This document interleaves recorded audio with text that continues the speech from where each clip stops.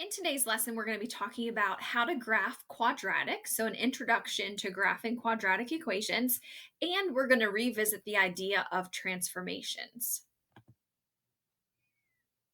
Okay, so first of all, our parent function, or our most basic function for quadratics, is y equals x squared. So if we think about graphing that, let's first pick some values that we could put into a t-chart in order to graph.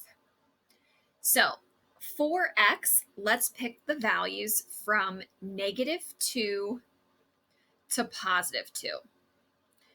Because this is a nonlinear function, we like to have 5 points as a minimum on our graph.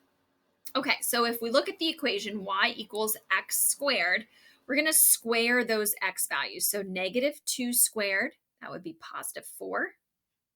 -1 squared, that'd be +1. 0 squared is still 0. 1 squared is 1. And 2 squared is 4.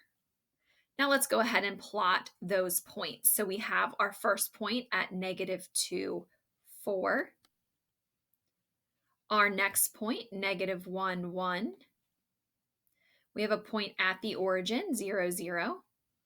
1, 1. And 2, 4. Now, if we wanted, we could always pick more points to plot. If we think about -3, -3 squared would be 9, and +3 squared would also be 9.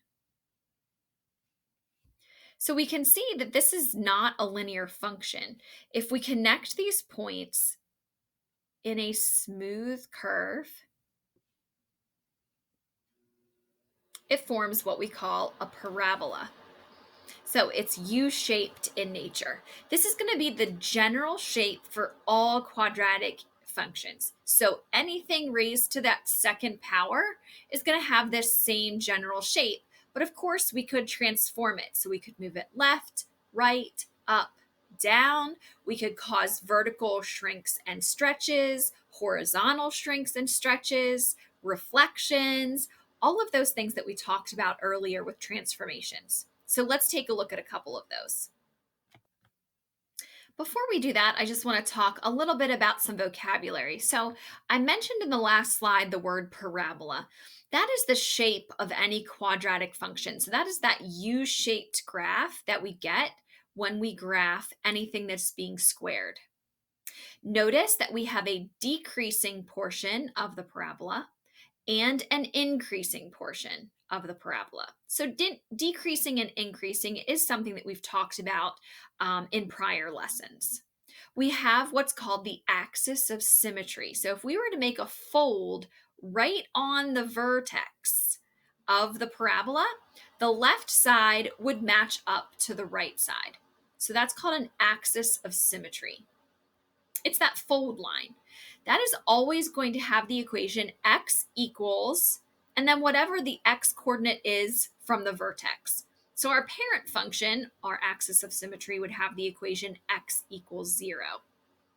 Okay, now let's take a look at some of those transformations.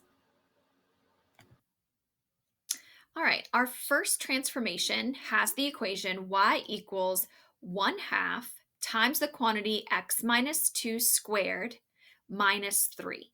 So our parent function is still just that general y equals x squared quadratic function.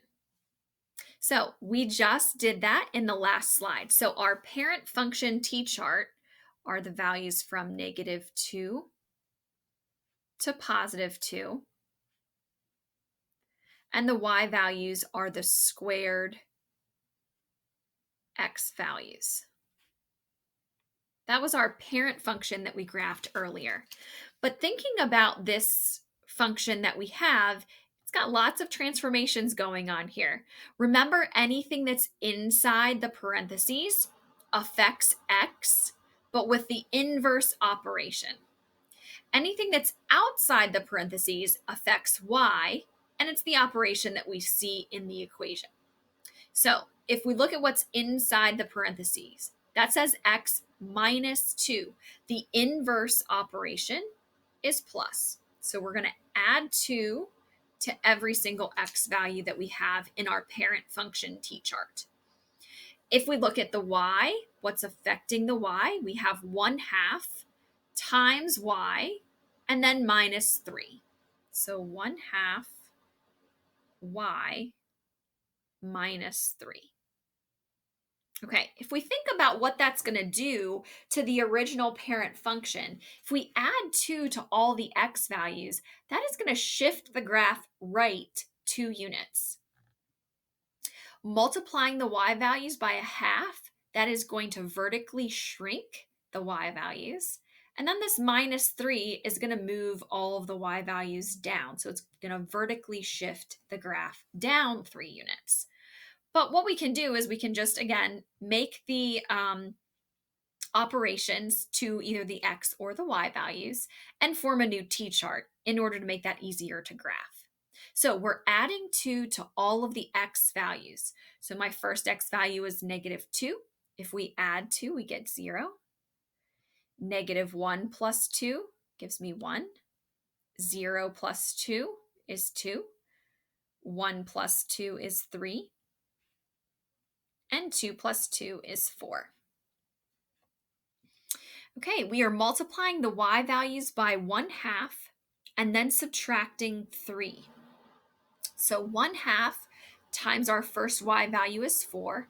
Half of 4 is 2. Minus 3 gives us -1. The next one, 1/2 of 1 is a half. Minus 3 gives us -2.5. Our next y value is 0, so 1/2 of 0 stays 0, and minus 3 gives me -3. Our next value is 1. We've actually already done 1, so 1/2 of 1 minus 3 gives us the same y value as earlier, so -2.5. And our last y value, again, we've already done that. We did the 4 first, so 1/2 of 4 minus 3 will still give us -1.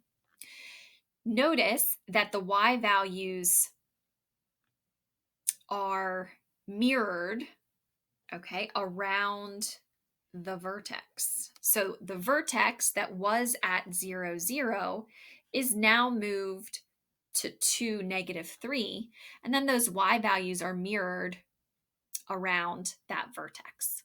Okay, let's plot those points and see the graph. So we have 0, -1. Sorry, that's hard to see on the graph. I'm trying to make that point bigger. 1, -2.5. 2, -3. 3, -2.5. And 4, -1. Okay, now those points are all pretty close together. You may want to pick another value. Maybe maybe we want to pick -3 and +3. I'm going to go ahead and add those to the parent function t-chart. If we square those, we would get +9. Okay, so let's make the adjustments to that point, those 2 points, so that we can have a couple more points on our graph. So if we add 2 to our x value, -3 plus 2 would be -1. And 3 plus 2 would give me 5. Again, we're taking 1/2 of y. So 1/2 of 9 is 4.5. Minus 3 is 1.5. And we're going to get that for both because, again, the idea that it's symmetric around the vertex. Okay, so -1, 1.5. I'm going to mark that point on the graph.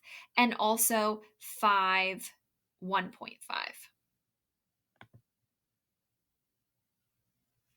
All right, we can see that this is making our U shape, our parabola. And plotting that extra point did make it a little bit easier to draw in that curved image. Okay, our axis of symmetry, like we said, is located on the vertex, and it's that vertical line where we could make the fold. In this case, it would have the equation x equals 2. So that's my axis of symmetry, x equals 2. And the vertex, again, is located at 2, -3. All right, let's take a look at one more example together. This one, notice, is an inequality. So y is less than -2 times x plus 1 quantity squared plus 5. Our parent function t-chart always stays the same, y equals x squared. So again, that t-chart would look like this.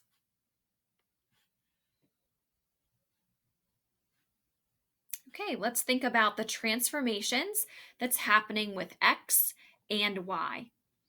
We see x plus 1 inside the parenthesis. Remember, the inverse operation is what we do to the x values. So instead of adding 1, we're going to subtract 1. What's happening to y? It's being multiplied by -2, and we're adding 5. Those are the opposite the operations that appear outside the parenthesis. All right, if we just think about what's happening, if we move or if we subtract 1 from the x values, that's going to move the graph left 1 unit. If we multiply the y values by -2, that is going to flip the graph over that x-axis, and it's going to stretch it vertically. And then adding 5 will move the whole entire graph up 5 units. Okay, so we have, again, lots of transformations going on with this one. But to simplify the process, let's just change our t-chart. So we're subtracting 1 from the x values. -2 minus 1 gives us -3. -1 minus 1 is -2. 0 minus 1 is -1. 1 minus 1 is 0. And 2 minus 1 is 1. The y values we're multiplying by -2 and adding 5.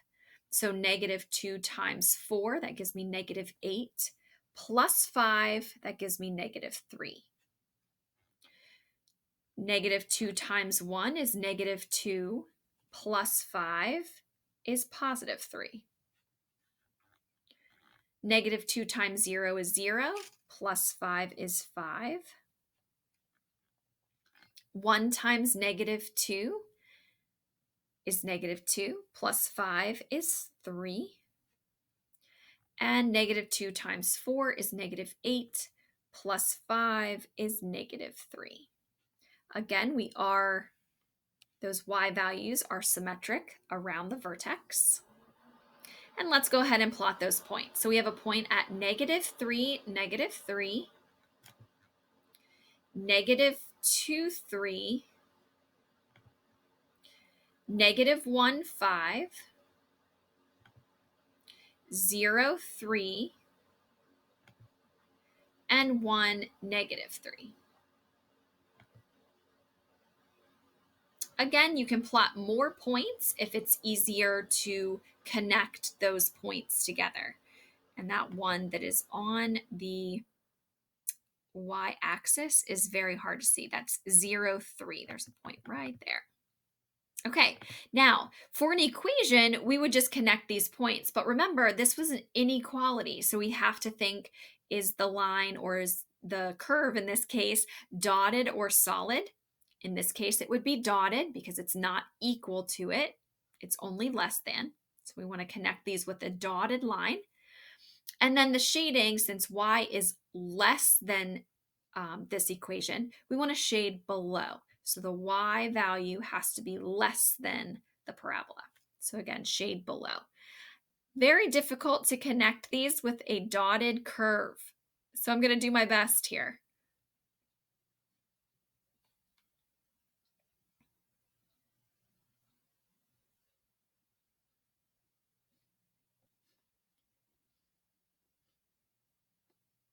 Okay. And shaded below, so we would shade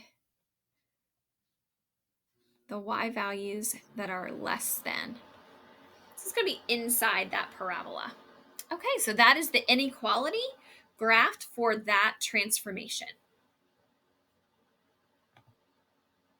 Okay, this is our third and final example for transformation. So pause the video here, see if you can graph that inequality parabola, and then unpause the video to see the solution. Okay, here's the solution to that graphing parabola question. So we have y is greater than 2 times the quantity x plus 5 squared minus 6. So we're going to subtract 5 from the parent function x values. We're going to multiply those y values by 2 and subtract 6 from them. So here's my transformed t-chart. Again, the parent function was y equals x squared. If we plot those points, we want to connect them with a dashed or dotted line again, because it's just greater than, and greater than is shaded above. All right, this concludes the lesson on graphing parabolas with transformations.